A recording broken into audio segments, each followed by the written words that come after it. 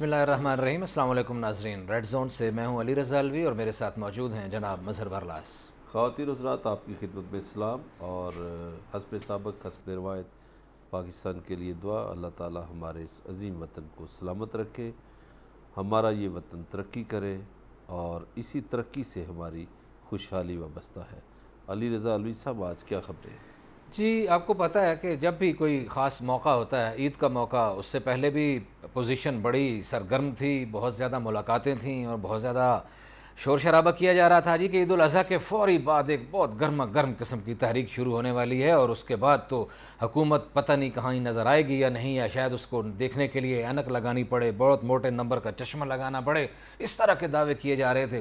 ابھی پھر جب محرم آنے والا تھا تو محرم کے دوران بھی یہی کہا جا رہا تھا جناب کہ ابھی محرم آ جائے، پھر محرم گزر جائے اور اس کے بعد دیکھیں گے، اور محرم کے بعد ہم APC بلائیں گے اور اس کے بعد پھر جناب ایک حکومت کو ایسا ٹف ٹائم دیا جائے گا کہ پھر حکومت کے پاؤں جو ہیں زمین پہ ٹکتے ہوئے دکھائی نہیں دیں گے۔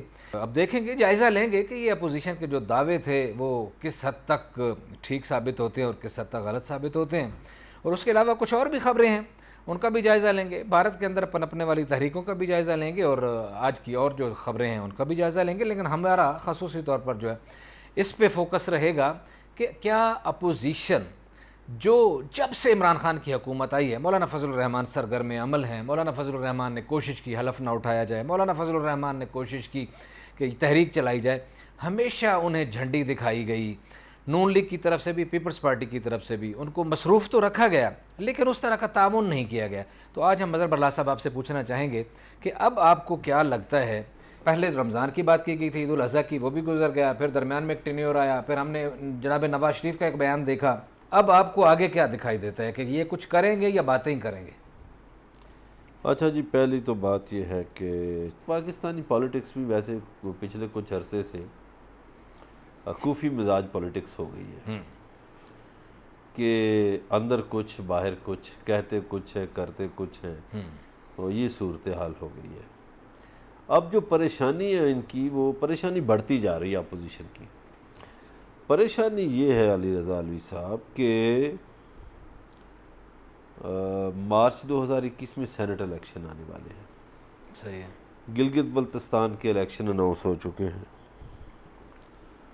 اب گلگت بلتستان میں اگر PTI کی حکومت بن جاتی ہے تو نیکسٹ ایئر کشمیر کے بھی الیکشن ہیں، اور کشمیر میں بھی PTI کی گورنمنٹ بن جاتی ہے تو پھر آ جا کے سینٹ رہ گیا جہاں ان کو قانون سازی میں مشکلات پیش آتی ہیں۔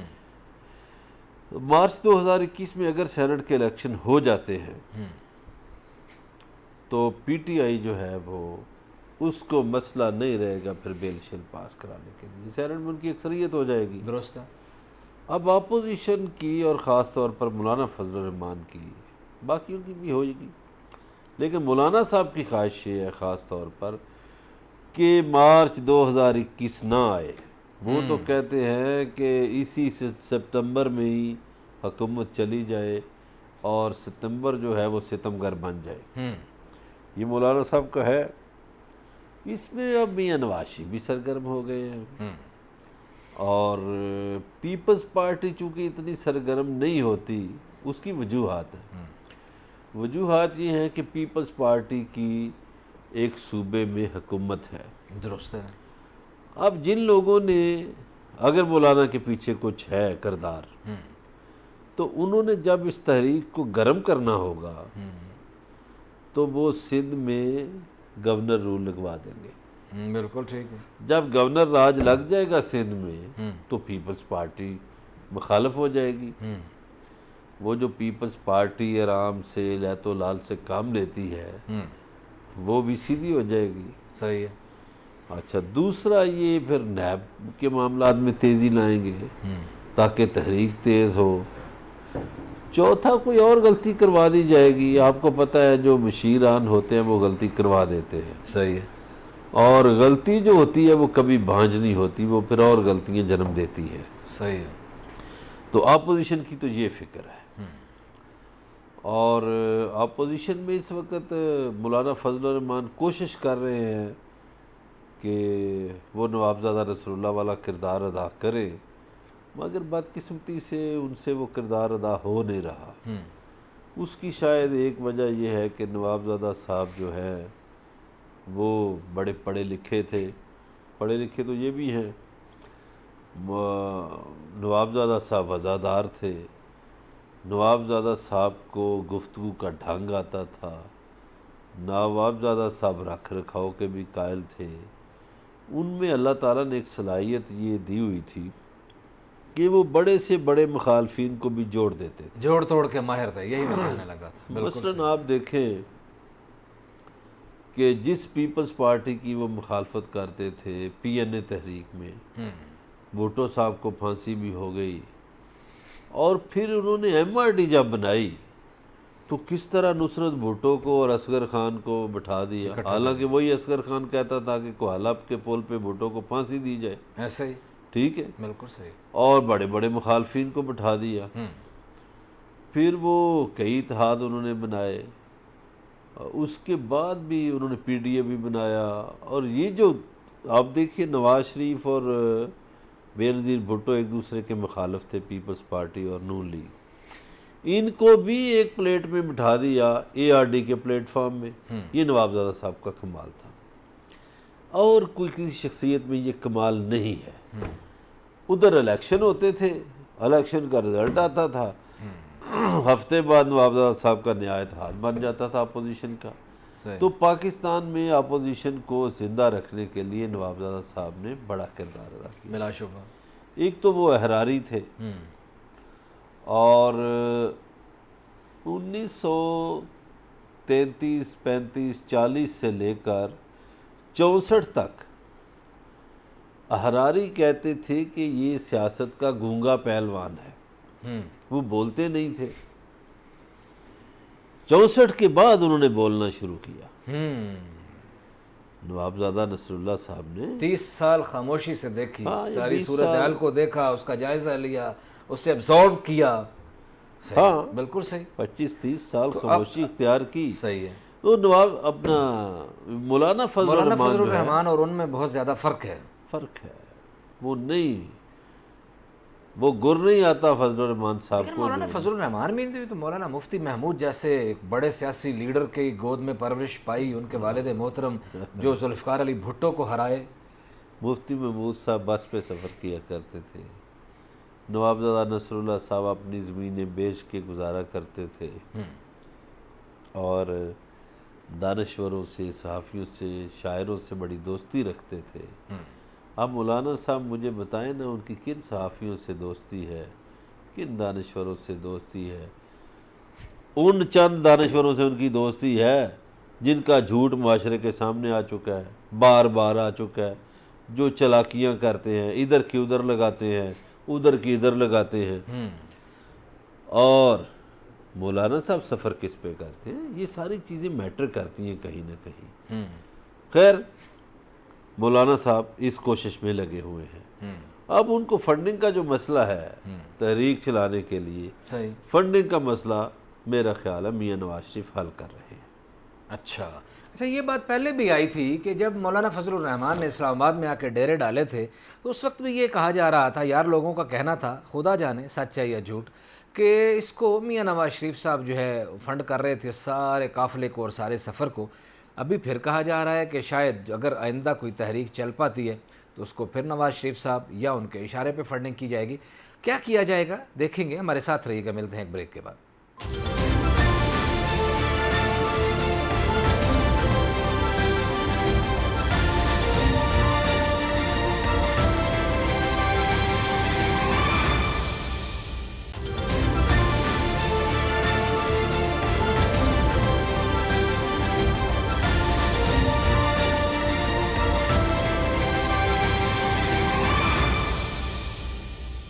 جی ویلکم بیک ناظرین۔ بریک پہ جانے سے پہلے بات ہو رہی تھی کہ مولانا فضل الرحمان بہت عرصے سے مضطرب ہیں، وہ کچھ نہ کچھ کرنا چاہتے ہیں لیکن ان کے ہاتھ پاؤں بندھے ہوئے ہیں، یا کیا وجہ ہے وہ قائل نہیں کر پا رہے۔ نوابزادہ نصر اللہ صاحب کی مثال دی گئی کہ نوابزادہ نصر اللہ صاحب کی طرح شاید وہ نہیں کچھ کر پا رہے، اور اگر وہ کسی وقت کوئی ایسی پوزیشن بن جاتی ہے، پیپلز پارٹی کے سر پہ بھی تلوار لٹک جاتی ہے، گورنر راج والی یا اور کوئی اس طرح کے مسائل پیدا ہو جاتے ہیں، تو شاید ریئیکشن میں صورتحال کچھ اور ہو جائے. اور اگر ایسی صورتحال ہوتی ہے تو مظہر برلاس صاحب کہتے ہیں کہ پھر اس کو فنڈنگ جو ہے ممکنہ طور پر جناب نواز شریف کی ہوگی. آپ کو لگ رہا ہے مستقبل قریب میں ایسا کچھ ہو جائے گا؟ دیکھیے کہیں نہ کہیں سے تو کوئی نہ کوئی چیزیں ہل رہی ہیں. اچھا. مولانا صاحب نے آپ کو یاد ہے پچھلے سال دھرنا دیا تھا اور پھر انہوں نے کہا کہ ہمارے درمیان کوئی خاص بات ہوئی ہے چودھری برادران اور مولانا صاحب کے درمیان، اور چودھری صاحبان ضامن ہیں. اب پتہ نہیں ایک ایسی چیز جو معاشرے کے سامنے نہیں آئی اس کے وہ ضامن ہے، ایسے اور وہ خاص بات کا ان کو پتہ ہے. پھر وہ خاص بات پچھلے دنوں آپ کو پتہ نکل کے آ گئی کہ ہمیں کہا گیا تھا کہ مارچ تک حکومت جو ہے وہ نہیں رہے گی. لیکن یہ جو بات میں نے پہلے عرض کی نا کہ ہماری سیاسی جماعتوں کو اپنے کردار میں سے کوفیانہ کردار نکالنا ہوگا کامیابی کے لیے. صحیح. اب یہ مولانا صاحب نے جب دھرنا دیا تو اس وقت بھی جو بڑی سیاسی جماعتوں نے ان کے ساتھ ہاتھ کیا وہ مطلب باعث شرم بھی تھا ان کے لیے، ایسے ہی کوئی شک نہیں کہ وہ نہ ان کے بندے آئے نہ ان کے آئے. اور وہ جو کہہ رہے تھے بڑے صحافی کچھ کہ جب مولانا صاحب لاہور آئیں گے تو لاہور جاگ جائے گا اور فلانا ہوگا، کوئی بھی لاہور سویا رہا. مولانا صاحب بڑے بیچارے وہ لاہور تو تب بھی سویا رہا نا جی. شہباز شریف صاحب تو بیچارے ایئرپورٹ نہیں پہنچ سکے تھے جب نواز شریف آ رہا تھا. مولانا فضل الرحمان کی تو جتنی امیدیں تھیں وہ پانی پہ پڑ گیا. لیکن ایک اس میں بات ہے اب جو میں عرض کر رہا ہوں نا، محرم سے پہلے حالانکہ آپ دیکھیں کہ مشرق وسطیٰ میں بڑا مسئلہ بنا ہوا ہے، بڑے پرابلم ہے، لیکن ایک پاکستان کے ریٹائرڈ آرمی چیف لاہور میں آ کے بیٹھے ہوئے ہیں. ہم نام لے لیتے ہیں، جنرل راحیل شریف بیٹھے ہیں جی، اور مختلف لوگوں سے ملاقاتیں کر رہے ہیں. آرمی چیف سے بھی ملاقات ہوئی ہے، کئی جرنیلوں سے بھی ہوئی ہیں، کئی اور لوگوں سے بھی ملاقاتیں ہو رہی ہیں ان کی. وہ میں سمجھتا ہوں کہ ایک ایسی سچویشن، ایک ایسی صورتحال جو مشرق وسطیٰ میں بڑی نازک ہے، تو اس دور ابتلا میں وہ لاہور میں بیٹھ کے میٹنگیں کر رہے ہیں، تو اس کا کیا مقصد ہے؟ یہ جو میں آپ سے کہتا ہوں نا کئی بار کہ پاکستان کا یہ سسٹم جواب دے گیا ہے. پاکستان میں پارلیمانی جمہوریت نام کی چیز جو ہے وہ لوگوں کے مسائل حل کرنے میں ناکام ہو گئی ہے. تو پاکستان اب جائے گا صدارتی نظام کی طرف. صحیح. اور جب تک صدارتی الیکشن نہیں ہوں گے اس مقام پر کسی نہ کسی کو تو رہنا ہے. صحیح. وہ کسی تجربہ کار شخصیت کو رہنا ہے جو خطے کے حالات بھی سمجھتی ہو، جو پاکستان کے معاملات بھی سمجھتی ہو، جی جی، اور جو عسکری امور کو بھی سمجھتی ہو. تو ایسی شخصیت کا ہونا بڑا ضروری ہے. صحیح ہے. اور جس کے دور سے شروع کی گئی پالیسیاں جو ہیں ابھی تک چل رہی ہیں تو ان کو آگے بھی چلانا ہے. صحیح ہے.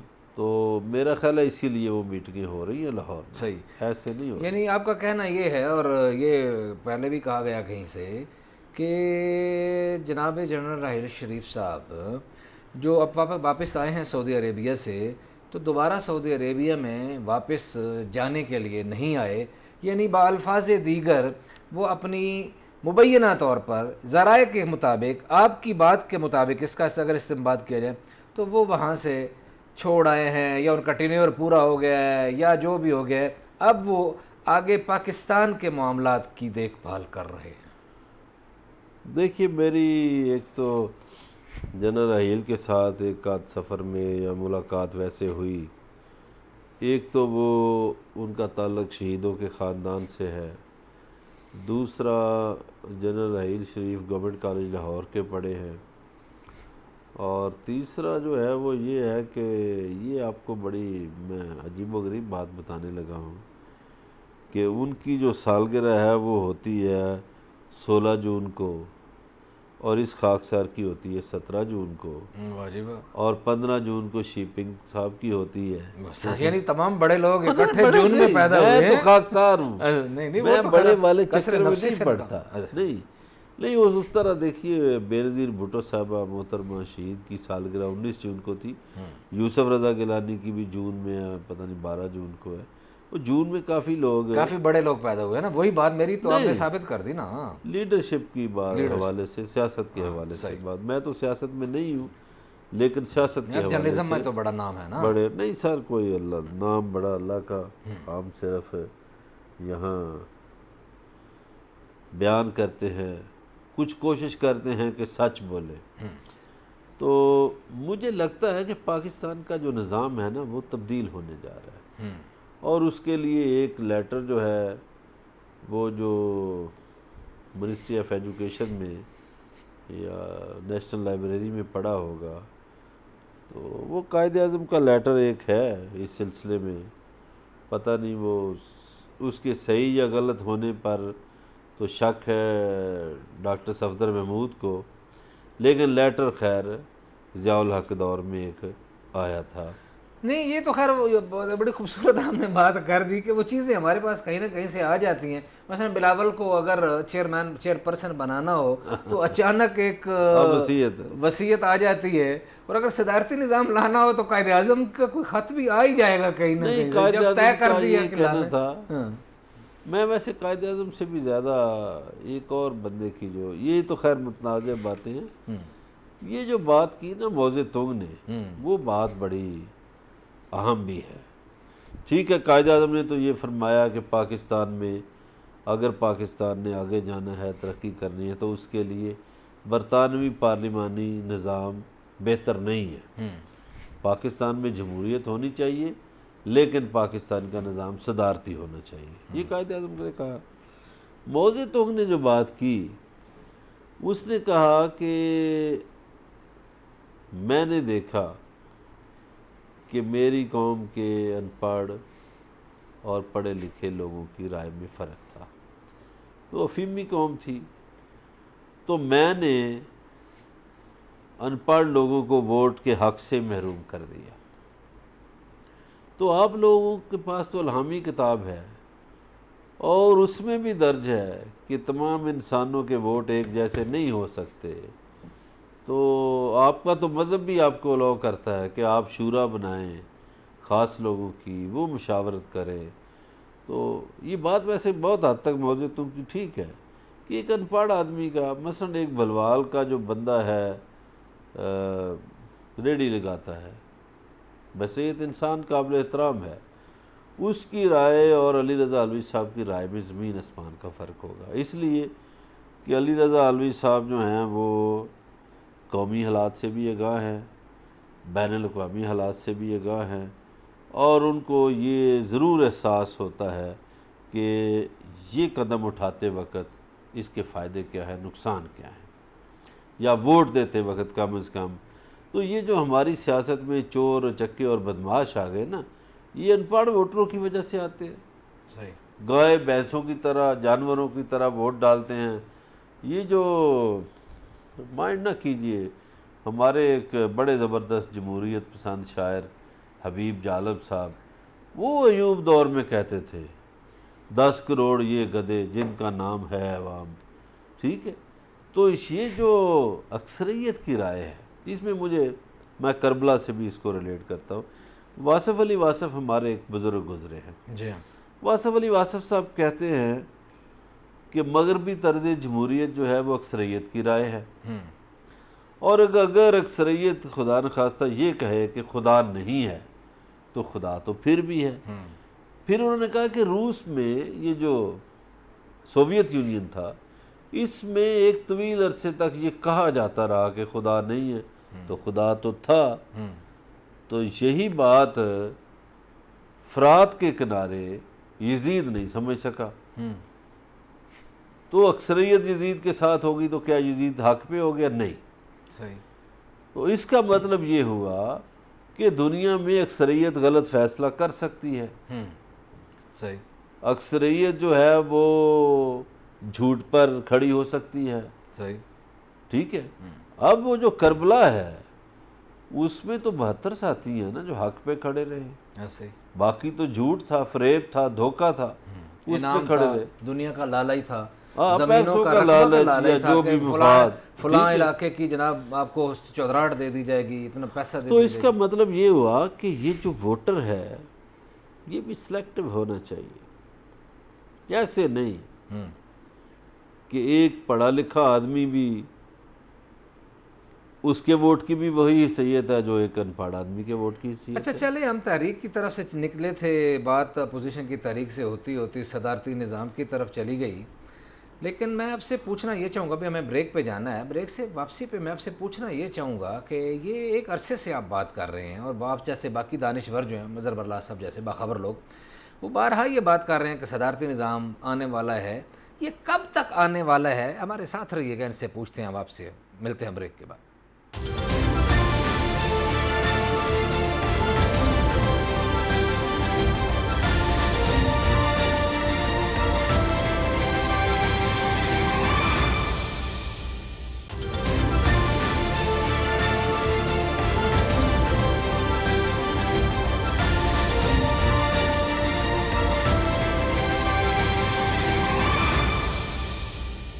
ویلکم بیک ناظرین. بریک پہ جانے سے پہلے بات یہ ہو رہی تھی کہ صدارتی نظام کی گونج تو بڑے عرصے سے سنائی دے رہی ہے کہ صدارتی نظام جو ہے وہ بس چل پڑا ہے، سوچا جا رہا ہے، تھنک ٹینکس یہ سوچ رہے ہیں، جو مقتدر قوتوں کے جو حلقے ہیں ان میں غور و فکر ہو رہا ہے. اور آج مظہر برلا صاحب نے بات اور آگے بڑھا دی کہ جنرل راحیل شریف صاحب جو ہیں وہ لاہور میں تشریف فرمائے ہیں اور ان سے ملاقاتوں کا سلسلہ بھی جاری ہے. تو اس سے یہ بھی لگا کہ شاید یہ کام اور زیادہ تیزی سے آگے بڑھ رہا ہے. لیکن مظہر برلا صاحب کیا امکانات ہیں اس طرف بڑھنے کے؟ کب تک؟ 6 مہینے، سال، 2 سال، 3 سال؟ دیکھیے، محرم سے پہلے ایک پروگرام میں بھی اس سلسلے میں بات ہوئی تھی، اور میں نے آپ سے عرض کیا تھا کہ ہمارے خطے کی مجبوریاں ہیں. ہم جس نئے بلاک میں آ گئے ہیں اس کی مجبوریاں ہیں. اس میں مجبوریاں یہ ہے کہ جو چین ہے وہاں تاحیات صدر ہے، جو ایران ہے وہاں راہبر تاحیات ہے، جو روس ہے وہاں 2036 تک پیوٹن وہ بھی تاحیات ہے، اور جو ترکی ہے وہاں پر بھی صدر جو ہے طیب اردگان وہ 2028 تک ہے. تو ہمارے ہاں 18ویں ترمیم کے بعد، ایک تو 18ویں ترمیم بڑا ظالمانہ کام تھا، اس کے بعد یہ ہوتا ہے کہ پنجاب سے کوئی آواز آتی ہے، سندھ سے کوئی آواز آتی ہے، بلوچستان سے کچھ، وفاق سے کچھ آواز آتی ہے، ایک آواز نہیں ہے. تو ہمیں اس وقت ضرورت ہے ڈیپ سٹیٹ تھیوری کی. ڈیپ سٹیٹ تھیوری میں آپ کے دانشوروں کو، آپ کے میڈیا کو، آپ کی فوج کو، آپ کے سیاستدانوں کو، آپ کے پورے انتظامی سسٹم کو ایک پیج پر آنا پڑے گا. یہ ڈیپ سٹیٹ تھیوری امریکہ میں بھی چلتی ہے، برطانیہ میں بھی چلتی ہے، دنیا کے کامیاب ترین ملکوں میں چلتی ہے. تو پاکستان بدقسمتی سے اس سے محروم چلا آ رہا تھا. اب وہ جو ڈیپ سٹیٹ تھیوری ہے اس کو عملی جامہ پہنانے کے لیے صدارتی نظام بڑا ضروری ہے. صحیح. اور میں تو دیکھ رہا ہوں کہ دیکھیے وہ جو سینٹ الیکشن ہے وہ بڑے اہم ہیں 2021 والے. صحیح. اپوزیشن نہیں چاہتی کہ وہ اپوزیشن تو حکومت کو اگلے لمحے گرانا چاہتی ہے. صحیح ہے. اور اگر ان کی تحریک میں فنڈز آ گئے، غلط پیسے دی ہے نا جی بالکل ایسے ہی فنڈز آ گئے، مجھے لگتا ہے یہ دسمبر سے پہلے یہ کام ہو جائے گا. یعنی دسمبر سے پہلے ممکنہ طور پر عمران خان کی حکومت ختم ہو جائے گی اور صدارتی نظام آ جائے گا. اب یہ کہہ رہے ہیں جو مجھے سمجھ آ رہی ہے، یا آپ کچھ اور کہہ رہے ہیں؟ لگتا ہے چونکہ دیکھیے عمران خان کی حکومت چند ووٹوں کے سہارے کھڑی ہے. چودھری برادران سے بھی اس کی ناراضگی چلی رہتی ہے، مینگل صاحب ناراض ہیں، ایم کیو ایم والے بھی بس جدھر اشارہ ہوا چلے جائیں گے. ایک اور میں بات بتاتا چلوں، ایک نواز شریف کے بڑے قریبی آدمی ہیں، سینیٹر ہیں آصف کرمانی صاحب کے گھر پہ مریم نواز اور مونس لائی کی ملاقات ہو چکی ہے، ٹھیک ہے؟ صحیح. تو ملاقات میں اس میں یہ تو نہیں ہوتا کہ آپ نے چائے پی ہے نہیں پی، آپ نے پانی پیا نہیں پیا. سیاسی ملاقاتوں میں سیاسی باتیں ہوتی ہیں کوئی شک نہیں، کوئی نہ کوئی اور ہوئی ہوں گی، کوئی نہ کوئی اگریمنٹ، کوئی ناراضگیوں ٹھیک کی ہے؟ دوریاں، ہاں. کوئی آگے کا لائے عمل، کوئی بات چیت، کوئی حکمت عملی، تو کوئی رنجشوں کو لہٰذا ختم مجھے کرنا. لگتا ہے ابھی بھی عمران خان غیر منتخب لوگوں پہ زیادہ اعتماد کرتے ہیں، منتخب لوگوں پر نہیں کرتے. منتخب لوگ ناراض ہیں ان سے، درست ہے. تو ان کی ناراضگی سے اپوزیشن کسی وقت بھی فائدہ اٹھا سکتی ہے. یہ تو بڑی خوفناک بات بتا دی آپ نے. ان کے وزراء اعلیٰ بھی جانے والے ہیں. محمود خان کے خلاف بھی محاذ کھڑا ہو گیا ہے، بے شک نظر نہ آئے، اندرونی طور پر بہت سخت محاذ ہے. لیکن محمود خان تو آیا بھی بڑا مشکل سے تھا. عاطف خان کا نام آتے آتے کچھ اور آ گیا، پھر خٹک صاحب اور وہ سارے دھڑے بندی اور کچھ ناراض لوگ اور 15 بندے کہیں تھے اور وہ جو سارے پھر علیحدہ ہو گئے آج کل. وہ جس کی وہ تعریفیں بڑی عمران خان صاحب کرتے ہیں کہ جی وہ میڈیا شائع ہے، وہ شریف آدمی ہے. وہ شریف آدمی کے جو 12 صفات ہے نا وہ ایسے ایسے ہل رہے ہیں، اور اب وہ جب نیب کی تعریف پہ جائیں گے تو نیب انہیں بٹھا لے گی. اچھا، آپ کو مزے کی بات بتاؤں، یہ تو آپ کو بھی اچھی طرح پتہ اور ناظرین کے بتانے کے لیے ہے کہ جب وہ موصوف وہاں پہنچے، مبینہ طور پر ذرائع نے بتایا، جب ان کے سامنے وہ کاغذ رکھے گئے اور ان سے ایک بات پوچھی گئی، انہوں نے کہا سوچ کے بتاؤں گا. ہاں. دوسری بات پوچھی گئی، پتہ نہیں ہے. یہ کپ جو ہے یہ اس سائز کا کیوں ہے، مجھے نہیں پتا. نہیں وہ تو وکیلوں یہ اس نے گلاس مشورہ میں دیا اتنا تھا پانی نا. کیوں ہے، پوچھ کے بتاؤں وہ گا. سر جی اس جانے سے پہلے 1.5 گھنٹہ وکیلوں سے ملاقات ہوئی ہے سی ایم ہاؤس میں. وکیلوں نے کہا کہ کوئی سیدھی بات نہیں کرنی آپ نے. وکیلوں نے کہا ماننا ہی کچھ نہیں. وہ کہیں کپ ہے، کہیں مجھے پتہ نہیں، گلاس ہے، اچھا میرے علم میں نہیں، نہیں نہیں نہیں نہیں نہیں کرتے آنا، اور کہ مجھے لکھ کے دے دیں. صحیح. تو پھر انہوں نے 12 صفحے لکھ کے دے دیے. اب ایک پیشی پہ تو شان گل کو بھیج دیا، ٹھیک ہے. یہ شان گل جو ہے، اس کا والد جو تھا گل، یہ آپ کو پتہ ہے وہ ضیاء الحق دور میں اپنی چھت پہ میزائل رکھ کے طیارے کو تباہ کرنے والے کے چکر میں پڑ گیا تھا. جی جی. ٹھیک ہے. تو یہ خیر اب وہاں کام نہیں ہوگا اس طرح کا. اب وکیل صاحب ہو آئے، اب جب وزدار صاحب جائیں گے تو وہ کہیں گے آ جا بھائی سوڑیا بہ جا، اب بٹھا لیجیے. یہ نہیں، اب آپ نے جو بات کی اگر اسے میں کنکلیوڈ کروں تو آپ کے اطلاعات کے مطابق آپ تو تین بڑی خبریں دے دی ہیں آپ نے شو میں کہ عمران خان صاحب کی اپنی ناؤ بھی جو ہے وہ بھنور میں ہے، دسمبر تک حالات کچھ ہو سکتے ہیں. ان کے 2 وزیر اعلیٰ، پنجاب کے وزیر اعلیٰ بھی اور کے پی کے وزیر اعلیٰ بھی جو ہیں وہ بھی بڑی مشکل صورتحال سے 2-4 ہیں، اور وہ ان کے حالات بھی خراب ہونے والے ہیں. یہی کہہ رہے ہیں آپ؟ جی ہاں، بالکل خراب ہونے والے ہیں. اچھا. حضور صرف خراب نہیں ہونے والے. آپ کو پتہ ہے عمران خان کی حکومت کی جو بیوروکریسی ہے اس کو چلایا اعظم خان صاحب نے. اعظم خان صاحب نے اپلائی کر دیا ہے، اب ورلڈ بینک میں ایگزیکٹو ڈائریکٹر بن کے جانا چاہتے ہیں. بالکل صحیح ہے. یہاں پہلے بھی ایک شخصیت گئی تھی نا. بار کیف اعظم خان صاحب چاہتے ہیں کہ میں وہاں جا کے آرام سے سکون سے موج سے رہوں. 3-4 سال کس نے پوچھنا ہے، اور جتنا بھی اس کا ٹینور ہے. تو ادھر نیب شیب یہ وہ چکر بازیاں ساری. اگر گرم بھی ہوئے میرے خلاف، سرگرم بھی ہوئے، تو میں وہیں ٹک جاؤں گا امریکہ میں. اور مظہر پرلاز صاحب یہ جو پچھلے دنوں پنجاب کی نیب کی آپ کی بات آئی، یاد آیا کہ بات آئی تھی کہ بڑی لمبی فہرست آئی تھی ذرائع کے حوالے سے کہ بہت سارے نام تھے پنجاب کے، سبطین خان صاحب بھی اور فلاں صاحب بھی اور علیم صاحب بھی اور فلاں صاحب بھی، تو وہ بھی پھر متحرک اسی لیے. دیکھیے ایک پریشر تو ہے ان پہ کہ وہ جی اپوزیشن کے لوگوں کو پکڑتے ہیں، حکومتی لوگوں کو نہیں پکڑتے. وہ اب نیب وہ جواب دے گی کہ ہم حکومتی لوگوں کو بھی پکڑتے ہیں، ان سے بھی حساب مانگتے ہیں. صحیح. اور حساب سے بالا تر کوئی نہیں، احتساب سے بالا تر کوئی نہیں. عمران خان کے بہت قریبی ساتھی پکڑے جانے والے ہیں. عمران خان کے بہت سارے قریبی ساتھی پکڑے جانے والے ہیں. آپ نے تو بڑا پریشان کر دیا عمران خان صاحب کی تو بڑی امیدیں وابستہ تھیں، ہم نے تو بڑے خواب دیکھے تھے تبدیلی کے، حالات کو بہتر ہونے کے، آپ پھر پریشانی پھیلا رہے ہیں۔